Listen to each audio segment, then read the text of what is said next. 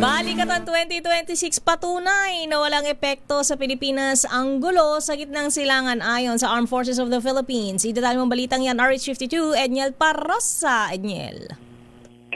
Tiwalang militar na hindi maapektuhan ng tensyon sa gitnang silangan itong kalagayang pansiguridad sa West Philippine Sea. Patunay umano riyan itong umarangkada ng Balikatan War Games na pinakamalaki at pinakamalawak sa kasaysayan. Kapanayan ng reporters dito sa Camp Aguinaldo, sinabi ng AFP spokesperson for WPS, Rear Admiral Roy Vincent Trinidad, na magpapatuloy lang hindi lang itong taon ng joint exercises, kundi maging ay iba pang aktibidad ng AFP at Department of National Defense sa kabila ng regional conflict sa Gulf area.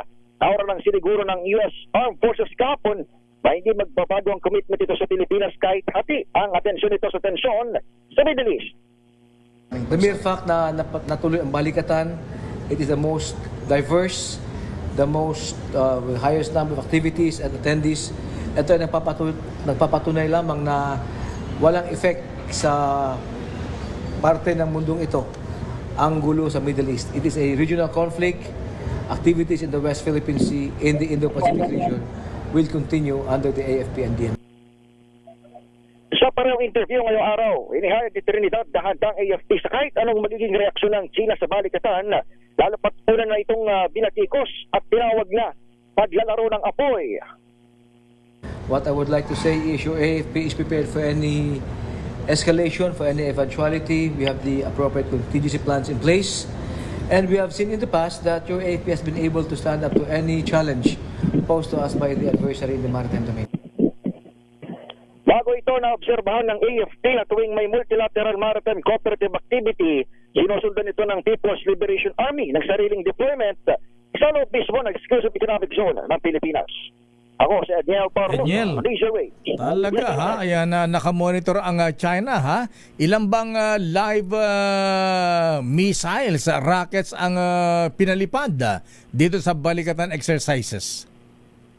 Lakay kasi simula lang kahapon at sa mga susunod na araw slated pa lamang itong mga exercise na yan. Pero ang confirmed na lakay na gagamitin natin, yung BrahMos supersonic missile na binili natin galing India. Ito yung gagamitin lakay para sa direct activity. Yung pagpapalubog ng decommissioned na barko ng Philippine Navy gagawin sa balikatan. Pero doon sa ilan pang mga activities, for example, mayroon tayong mga air defense simulation, mayroon ding mga gagamitin dyan na separate assets.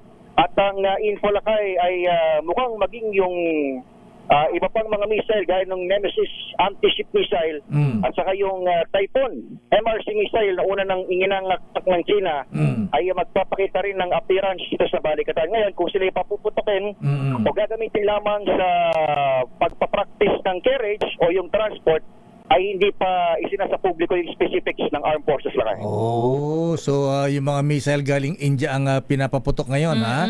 Eh baka hindi mo nagagamitin yung Typhoon at saka ano yung isa? Yung mga bagong bili? Yung missile? Nemesis, ayan. Kailangan nila sa Middle East eh. Ayan. Oh. Kinukulang na ang missile si Trump. Ayan.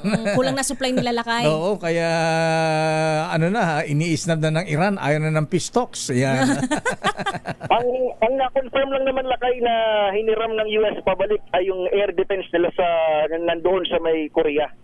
Sa may South Korea. Pero yung mga missile nila nandito sa Pilipinas, walang balita na pinull out. Nandito pa. In fact, ang alam nga natin ay gagamitin pa nga dito sa balikatan.